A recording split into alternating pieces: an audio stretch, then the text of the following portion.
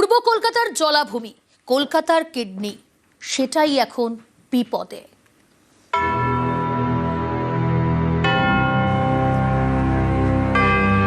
কলকাতার ময়দান, যাকে বলা হয় কলকাতার ফুসফুস, প্রচুর গাছ, অনেক অনেক অক্সিজেন। কলকাতার ফুসফুস ময়দান আর কলকাতার কিডনি পূর্ব কলকাতার এই জলাভূমি।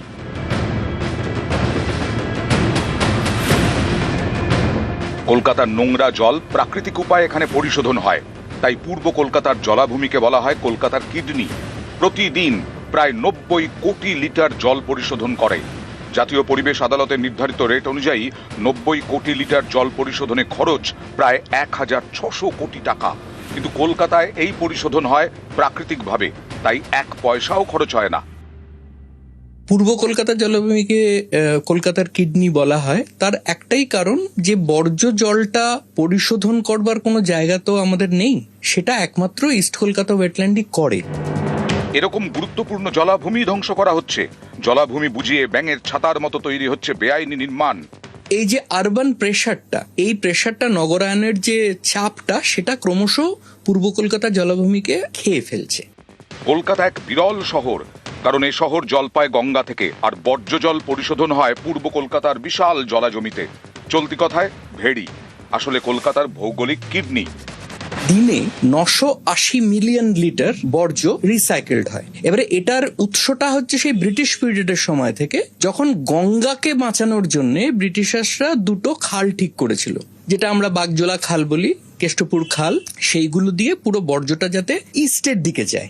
যখনই গঙ্গাতে ওই জোয়ারটা আসতো, সেই সময় ওরা গঙ্গার গেট খুলে দিলে মনে করেছিল যে বর্জ্যটা সেখানে ভেসে বেরিয়ে যাবে, তাই হতো ইস্টের দিকে। কিন্তু এই খালগুলো পুরোপুরি ডিফাঙ্ক্ট হয়ে গেল। এই যে আরবান প্রেশারটা, এই প্রেশারটা, নগরায়নের যে চাপটা, সেটা ক্রমশ পূর্ব কলকাতা জলাভূমিকে খেয়ে ফেলছে। এই যে 980 মিলিয়ন লিটার বর্জ্য যাচ্ছে পূর্ব কলকাতার জলাভূমিতে, সেটা রিসাইকেল করবার আমাদের কাছে কোনো ব্যবস্থাই নেই।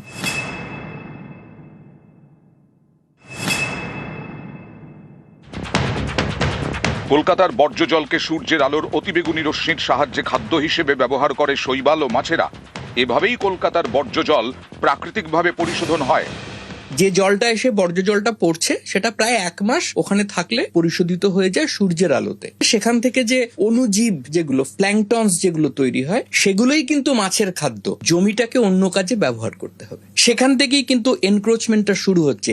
এটা রাজনীতি নয়, এটা বস্তুতন্ত্রের যে পরিবর্তন, যেটা আমাদের অজ্ঞ মাথাতে ঢোকেনি, সেইখান থেকে এনক্রোচমেন্টটা শুরু হচ্ছে। এশিয়ান ডেভেলপমেন্ট প্রজেক্টটা দিয়ে খালগুলো পরিষ্কার করা হয়েছে, কিন্তু পূর্ব কলকাতার জলাভূমির যে সিল্টটা, পলি যেটা, সেটা পরিষ্কার করা হয়নি। তার ফলে কি হয়েছে, খালটা ডিপ হয়ে গেছে, পূর্ব কলকাতা জলাভূমির বেডটা উঠে গেছে।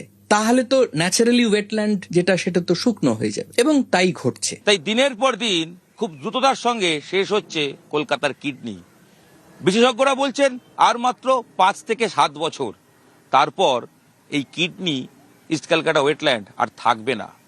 বাড়বে দূষণ, বাড়বে গরম, অতিরিক্ত জল কোথায় যাবে? শহরের বজ্র পদার্থ কোথায় গিয়ে পড়বে?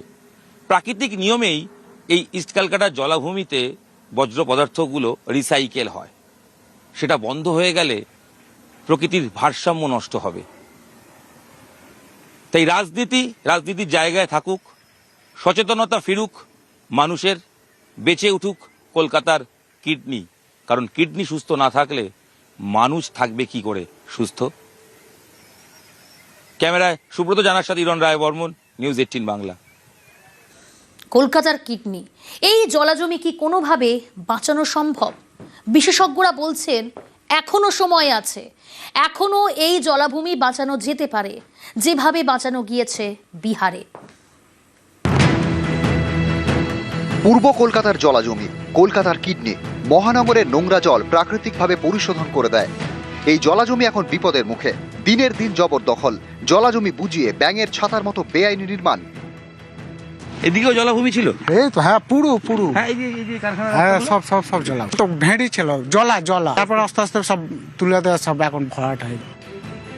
পরিবেশবিদদের আশঙ্কা, এভাবে চলতে থাকলে পূর্ব কলকাতার জলাজমির বাস্তুতন্ত্র নষ্ট হয়ে যাবে। কলকাতার বর্জ্য জল আর পরিশোধন করা যাবে না। প্রচুর কার্বন এবং মিথেন গ্যাস বেরোবে। কলকাতায় গরম আরো বাড়বে। এই ওয়েটল্যান্ডটার এটাই চরিত্র যে বর্জ্য জলকে রিসাইকেল করবার ক্ষমতা রাখে। ইস্ট কলকাতা ওয়েটল্যান্ড একটা ম্যাট্রিক্স, একটা বাস্তুতন্ত্র, সেইটা চলে যাবে। আর 5 থেকে 7 বছর পরে এটার কোনো ফাংশন বলার মতো তো থাকবেই না। উল্টে হিতে বিপরীত যেটা হবে সেটা হচ্ছে এটা একটা এমিশন হাব হয়ে যাবে, অর্থাৎ প্রচুর পরিমাণে কার্বন এবং মিথেন নির্গমন হবে এখান থেকে। কলকাতার টেম্পারেচার এখন আপনারা সবাই বলছেন যে খুব গরম, খুব গরম, আরো গরম বাড়বে। আমি জানি না এর পরের 1 দশকের মধ্যে আমরা কোথায় গিয়ে দাঁড়াবো। বিশেষজ্ঞরা এটাও মনে করিয়ে দিচ্ছেন যে এখনো সময় আছে, এখনো এই জলাভূমিকে বাঁচানো যেতে পারে, ঠিক যেভাবে বাঁচানো গিয়েছে বিহারে। বিহারের জামুই জেলায় রয়েছে বিশাল জলাজমি, প্রায় 1100 হেক্টর এলাকা জুড়ে। এই জলাজমি এবং এর সংলগ্ন এলাকায় 150টিরও বেশি প্রজাতির প্রাণী থাকে। এই জলাজমিকে বাঁচাতে নাগি এবং নকটিতে অভয়ারণ্য তৈরি করা হয়েছে। এখন এই দুটি অভয়ারণ্যের মধ্যে রয়েছে জলাজমি। বিহারের মতন জায়গাতে গত 5 বছরে 6টা রামসার সাইট হয়েছে, বাড়ছে, এবং তারা কিন্তু প্রত্যেকটা রামসার সাইটকে যাতে সুপরিকল্পিতভাবে গুছিয়ে রাখা যায় তার ব্যবস্থাপনায় নজর দিচ্ছেন। এখনো যদি আমরা কার্বন ফাইন্যান্স, যে একটা জলাভূমির কার্বন নির্গমন যেমন সে আটকাতে পারে তেমনি সে নির্গমন করতেও পারে, এই আটকানোর যেটাকে কার্বন সিকুয়েস্ট্রেশন বলা হয়, সেইটাকে যদি আমরা বাড়াতে পারি তাহলে তো বিদেশ থেকে প্রচুর টাকা ফান্ডিং হতে পারে এখানে। এবং বায়োডাইভার্সিটি ক্রেডিট মেকানিজম যেটা এখন শুরু হয়েছে, সেখান থেকেও রাজ্য সরকার প্রচুর ফান্ড পেতে পারে। এই ফান্ডগুলোকে যদি কাজে লাগানো যায় তাহলে মনে হয় যে এখনো কিছুটা হয়তো কিছু করা যেতেও পারে। ক্যামেরায় সুব্রত জানার সঙ্গে ইরণ রায় বর্মন, নিউজ 18 বাংলা।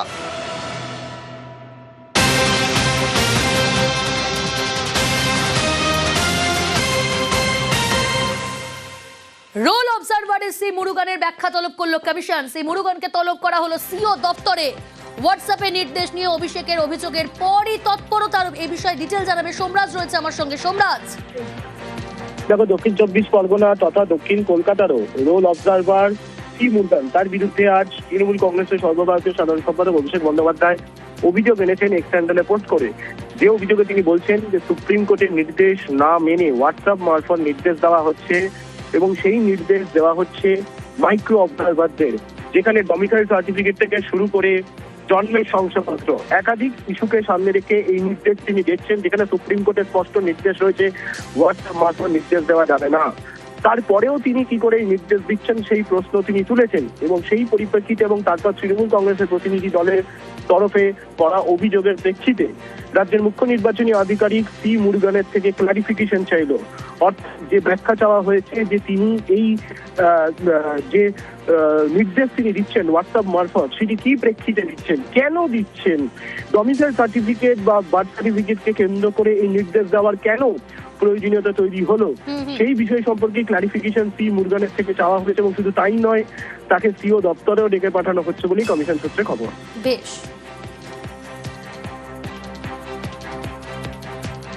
আমাদের সর্বভারতীয় সাধারণ সম্পাদক অভিষেক বন্দ্যোপাধ্যায় তিনি একটা টুইট করেছেন, কিভাবে সুপ্রিম কোর্টকে মান্যতা না দিয়ে কিভাবে একজন থ্রু হোয়াটসঅ্যাপ অনৈতিক অর্ডার ক্যারি আউট করছে। উনি আমাদের কথা দিয়েছেন যে উনি এটা তদন্ত করে দেখবেন এবং দরকারে উনি মনোযোগ করবেন সিও সাহেব, যে উনি দরকারে ওনাকে ডেকে ওনার যা যা সরকারিভাবে করা উচিত, আইনগতভাবে করা উচিত, উনি সেটা করবেন।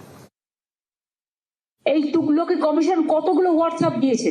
সকালে একটা হোয়াটসঅ্যাপ, ব্রেকফাস্টে একটা হোয়াটসঅ্যাপ, তারপরে একটু 10টা-12টা হলো আরেকটা হোয়াটসঅ্যাপ, লাঞ্চে আরেকটা হোয়াটসঅ্যাপ, চা কফি খাওয়ার সময় বিকেলে আরেকটা হোয়াটসঅ্যাপ, রিফ্রেশমেন্টের সময় আরেকটা হোয়াটসঅ্যাপ, ডিনার খাওয়ার সময় আরেকটা হোয়াটসঅ্যাপ, ঘুমোতে যখন গেল আরেকটা হোয়াটসঅ্যাপ, এবং তাতে এক এক রকম total confusion and contradiction. But I have never seen this type of তুগলকি commission who are running the commission through a particular political party. মঙ্গলবার চড়া সুর মমতা বন্দ্যোপাধ্যায়ের, পরদিন সোশ্যাল মিডিয়ায় পোস্ট অভিষেক বন্দ্যোপাধ্যায়ের। তাঁর অভিযোগ, এসআইআর এর কাজে হোয়াটসঅ্যাপে নির্দেশ দিচ্ছেন রোল অবজারভার। অভিষেক শেয়ার করেছেন একটি হোয়াটসঅ্যাপ চ্যাটের স্ক্রিনশট, সেখানে সি মুরুগানের নাম।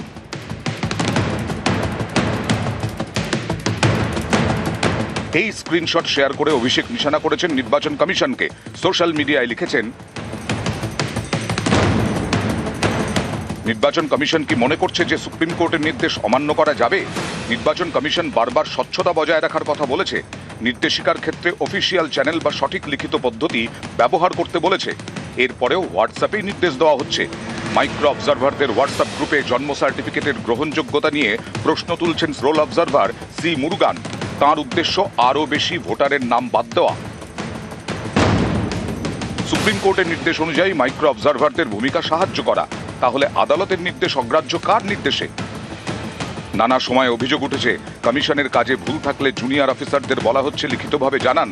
এছাড়াও হোয়াটসঅ্যাপে নানা রকম নির্দেশ দেওয়া হচ্ছে, সরকারি নির্দেশ লিখিতভাবে দেওয়া হচ্ছে না। এ নিয়ে সুপ্রিম কোর্টেও সরব হন Mamata Bandyopadhyay. Election Commission, WhatsApp Commission. WhatsApp Commission is saying it is only the micro observer. Only they are deleting all the names. They are all government of India officials. They are not allowing the people. Let the matter. They are not allowing the state officials. They are not allowing the domicile certificate. They are not allowing the government certificate. এবার হোয়াটসঅ্যাপের screenshot share করে চড়া সুর অভিষেক বন্দ্যোপাধ্যায়ের। সকালে অভিষেকের আক্রমণ, বিকেলে কমিশনে তৃণমূল। এই মেসেজের মধ্যে দিয়ে এক ধরনের সুপ্রিম কোর্টকে যেমন বুড়ো আঙুল দেখানো, তেমনি বাংলা বা বাঙালিকে কি করে অপদস্থ করা যায়, কি করে পশ্চিমবঙ্গের বৈধ ভোটারদের নাম এক এক এক এক এক এক করে কাটা যায়, পুরোটা একটা বিজেপি প্লয় এর পেছনে কাজ করছে। ওরা ভেবেছিল যেটা মহারাষ্ট্রে হবে, হয়েছে, যেটা বিহারে হয়েছে, সেটা হরিয়ানায় হয়েছে, এটা বাংলাতেও করতে পারবে। অভিষেক বন্দ্যোপাধ্যায় বা মমতা বন্দ্যোপাধ্যায় এই দুজনেই চেষ্টা করছেন এসআইআরটাকে যেন তেন প্রকারে বন্ধ করে দেওয়ার জন্য। এসআইআর বন্ধ হলে পরে ওনাদের কি লাভ হবে নিশ্চয়ই বুঝতে পারছেন আপনারা। কলকাতার সিটগুলোতে তো আরো বেশি বেশি করে নাম বাদ পড়েছে। সি মুরুগান একজন আইএস অফিসার, তাকে আজ অব্দি ডিএম হতে দেয়নি, শুধুমাত্র তিনি পার্টির কথায় উঠবেন বসবেন বলে। সে তামিল হয়ে পশ্চিমবঙ্গে অত্যাচারের শিকার হয়েছে। নিউজ 18 বাংলা। আসি পরের খবরে।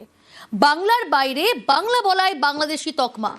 একাধিক রাজ্যে বাংলার পরিযায়ী শ্রমিকদের উপর অত্যাচারের অভিযোগ। বেশ কয়েকজনের প্রাণ গিয়েছে বলেও দাবি।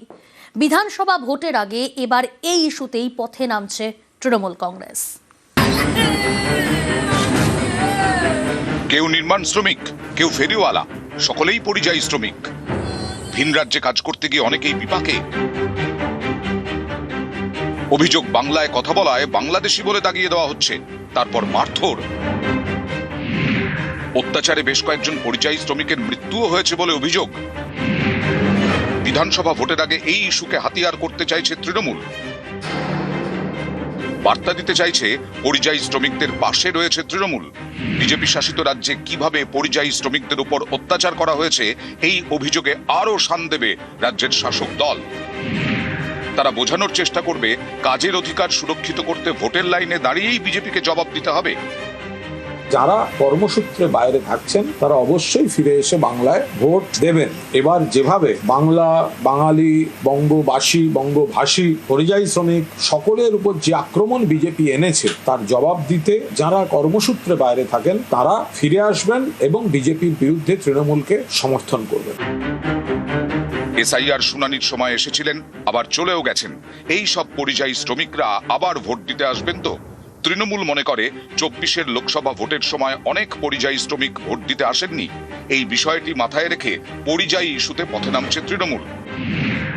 তার আবেদন জানাবে পরিযায়ী শ্রমিকরা যেন রাজ্যে এসে ভোট দেন। রাজ্য পরিযায়ী শ্রমিক উন্নয়ন পর্ষদ সূত্রে জানা গেছে, পরিযায়ী শ্রমিকদের ওপর অত্যাচারের 1147টি অভিযোগ তাদের কাছে জমা পড়েছে। সাম্প্রতিক সময়ে বাংলার 12 জন পরিযায়ী শ্রমিকের মৃত্যু হয়েছে। পরিযায়ী শ্রমিকদের পাশে কে আছে? মমতা বন্দ্যোপাধ্যায় ছাড়া কেউ নেই। আশা করি 2026-এর ভোটে, যেটা 24 সালে 80% কাছাকাছি এসেছিল, এবং পুরো ম্যাক্সিমামটাই কিন্তু ওরা নিজেরাই আসবে। ওরা বুঝতে পারছে তো যে আজকে বাইরে কাজ করার ফলে কিভাবে বাংলা বিদেশ থেকে অত্যাচার করছে, এবং তাদেরকে শিক্ষা দেওয়ার জন্য পরিযায়ী শ্রমিক ভাই বোনেরা অবশ্যই আসবে। অনেকের মধ্যেই প্রশ্ন, সাম্প্রতিক সময়ে যেভাবে বারবার পরিযায়ী শ্রমিকদেরকে তাদের কাজ ছেড়ে এই রাজ্যে আসতে হয়েছে, তারপর নির্বাচনের দিন কি তারা আদৌ ভোট দেওয়ার লাইনে এসে দাঁড়াবেন? এই প্রসঙ্গে তৃণমূলের বক্তব্য, আসলে কি ধরনের পরিস্থিতির শিকার ভিন রাজ্যে গিয়ে পরিযায়ী শ্রমিকদেরকে হতে হচ্ছে, সেই অত্যাচারের কাহিনীকেই তারা বারবার ধরে মনে করাবেন এবং তাতেই ভোটের লাইনে এসে দাঁড়িয়ে তৃণমূল কংগ্রেসকে সমর্থন করবেন। ক্যামেরা অসিত দাসের সাথে আবির ঘোষাল, নিউজ 18 বাংলা, কলকাতা। সিপিআইএম এর সায়নকে ফোন বিজেপির। 2024-এ তমলুকে সিপিআইএম প্রার্থীকে ফোন বিজেপির। সায়ন বন্দ্যোপাধ্যায়কে ফোন বিজেপি নেতৃত্বে। বিধানসভা নির্বাচনের আগে বৈঠকের প্রস্তাব। বিজেপি কেন্দ্রীয় নেতৃত্ব ফোন করে, দাবি সায়নের। একবার না, টোটাল 3 বার ফোন করা হয়েছে দুটি আলাদা আলাদা নাম্বার থেকে। তাদের যে কেন্দ্রীয় টিম, সেই কেন্দ্রীয় টিমে যারা এই সমস্ত কাজকর্ম করছে তাদের তরফ থেকেই ফোন আসে আমার কাছে। গতকাল আমাকে আহ্বান জানান যে তাদের সাথে বসবার জন্য, তাদের এক কেন্দ্রীয় নেতৃত্ব এবং এক পর্যবেক্ষকের সাথে বসবার জন্য, সামনের বিধানসভা নির্বাচনের জন্য অন্য দল থেকে এনে তাদেরকে সেই দলে প্রার্থী করা হয়। 2019-এ দেখেছি, 2021-এ দেখেছি, 2024-এর ভোটেও আমরা দেখেছি। সেই কারণেই ওনারা ফোন করেছেন। সায়নকে ফোনের কথা অস্বীকার বিজেপির, কটাক্ষ তৃণমূলের। ওনাকে বলুন বিজেপির কেন্দ্রীয় টিম ওরকম যাকে তাকে ফোন করে না। কে বেনামে ফোন করে ওনাকে মুরগি বানানোর চেষ্টা করছে, সেটা মুরগি না যেন না হয়, হয়তো হতে পারে। দেখুন আইপ্যাকের লোকই করছে। অভিযোগ তো আমরা করিনি, অভিযোগ করেছেন সায়ন নিজে। এমনিতেই এটা ফেব্রুয়ারি মাস, প্রেমের মাস, ভ্যালেন্টাইনের মাস। কে কাকে প্রেম দেবে, কে নেবে? বিজেপি আর সিপিএম, বাম আর রাম, এ তো ফুটকি বদলের প্রেম, এ তো হরভক্ত। সুকান্ত বাবুকে এখন দায় ফেলতে হবে, কারণ সায়ন তো ফোন নাম্বার দিয়ে দেখলাম অভিযোগ করেছে। তো সায়নের ফোন নাম্বার আপনারা ভেরিফাই করে নিন, দুধ কা দুধ পানি কা পানি হয়ে যাবে। আসলেই প্রেম দেওয়া নেওয়ার মাস চলছে। বামের প্রেম রামের প্রতি, না রামের প্রেম বামের প্রতি। এই ঘটনা 2019 থেকে বাংলার মানুষ দিচ্ছে। বাংলা মানুষ দেখে থেকে অভ্যস্ত। দিনের শেষে দেওয়া নেওয়ার পালা চলবে। এরা ছাগলের দ্বিতীয় আর তৃতীয় সন্তান হওয়া নিয়ে লড়াই করবে, এবং সিপিএম চতুর্থ সন্তান হবে কিনা সেটা মোহাম্মদ সেলিম আর হুমায়ুন কবির বলতে পারবেন। বাংলাদেশ থেকে অনুপ্রবেশের অভিযোগেই গ্রেফতার, তারপর জেল। সিএতে আবেদনের পর জামিন পেলেন তরুণী। আর এ নিয়ে কোচবিহারের শীতলকুচিতে জোর চর্চা।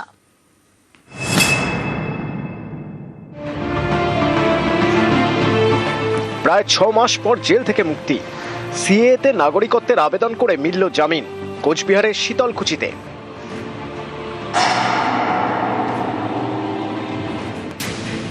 ইনি জবারানী সরকার। তার দাবি 2013 সালে যখন তার 6 বছর বয়স, তখন তাকে বাংলাদেশ থেকে জলপাইগুড়িতে আনা হয়। জেঠুর বাড়িতে রেখে যান তার বাবা। 2024 সালে কোচবিহারের যুবকের সঙ্গে বিয়ে হয়। অনুপ্রবেশের অভিযোগে মাস 6 আগে জবারানীকে গ্রেপ্তার করে পুলিশ। জবারানীকে আশ্রয় দেওয়ার অভিযোগে তার স্বামীকেও গ্রেপ্তার করা হয়। 1 মাস পর জেল থেকে ছাড়া পান জবারানীর স্বামী দেবাশিস। এরপর তিনি সিএতে স্ত্রীর জন্য আবেদন করেন। সেই আবেদনপত্র জমা দেন কলকাতা হাইকোর্টের জলপাইগুড়ি সার্কিট বেঞ্চে। এরপর জামিন। 6 মাস জেলে থাকার পরে জামিনে মুক্তি জবারানী সরকারের। আমি একজন বাংলাদেশি হিন্দু, বাংলাদেশে ছিলাম 6 বছর বয়সে। বাবা আমাকে এখানে রেখে গেছে, এখানে বিয়ে করলাম। হঠাৎ একদিন পুলিশ এসলো, এসে তুলে নিয়ে আসলো। জেলে 6 মাস ছিলাম। সিএ অ্যাপ্লিকেশন করেই ছাড়া পেলাম। তোমাকে কেউ সেই সময় তুলে নিয়ে গেছিল? তুমি কতদিন পর ছাড়াবো? আমি 31 দিন পর ছাড়া হয়েছি। কোনো ব্যক্তি যদি বাংলাদেশ থেকে ইন্ডিয়াতে 31শে ডিসেম্বর 2024-এর আগে আসে, তার এগেনস্টে কোনো লিগাল প্রসিডিংস হবে না। সেই আর্গুমেন্টের উপরে মহামান্য আদালত তার বেল অ্যাপ্লিকেশনটি মঞ্জুর করেছে। মানুষকে নিপীড়ন করবার জন্যে মিথ্যা কেস দিয়ে আজকে জেলে ভরানোটাই হচ্ছে তৃণমূল সরকারের পুলিশের কর্তব্য। যারা বাংলাদেশ থেকে এসছেন, অনুপ্রবেশ নয়, তারা হচ্ছে শরণার্থী। পুলিশ প্রশাসন মতো করেছে, জামিন পেয়েছে। পরবর্তী করে নাগরিকত্ব নিয়ে বিভিন্ন আইন আছে, ভারত সরকারের ব্যাপার। কোচবিহার থেকে রাজেশ দাস, নিউজ 18 বাংলা। এবার মিমিকে আইনি নোটিশ তনয় শাস্ত্রীর। বনগাঁয় জলসা বিতর্কে আইনি নোটিশ মিমিকে। পারিশ্রমিক ফেরত এবং ক্ষতিপূরণ চেয়ে নোটিশ। এ বিষয়ে ডিটেল জানাবে অর্ণব, রয়েছে আমার সঙ্গে। অর্ণব, দেখো, বনগাঁয় 23শে জানুয়ারি একটি অনুষ্ঠান ছিল, এবং সেই অনুষ্ঠানে মিমি চক্রবর্তীর পৌঁছানোর কথা ছিল রাত 9:30 নাগাদ, কিন্তু তিনি পৌঁছান রাত 11:30 নাগাদ। এবং বনগাঁ এসডিও এই সভার অনুমতি দিয়েছিল, অনুষ্ঠানের অনুমতি ছিল রাত 12টা পর্যন্ত। এবং এই অবস্থায় পারিশ্রমিক বাবদ 65,000 টাকা মিমি চক্রবর্তী উদ্যোক্তাদের কাছ থেকে যা নিয়েছিলেন তা তিনি যোগ্য নন, তাই সেই পারিশ্রমিকের টাকা ফেরত। একই সঙ্গে এই ঘটনাকে ঘিরে একাধিক মন্তব্য বিষয় সামনে এসছে, তার জন্য মানহানি হয়েছে।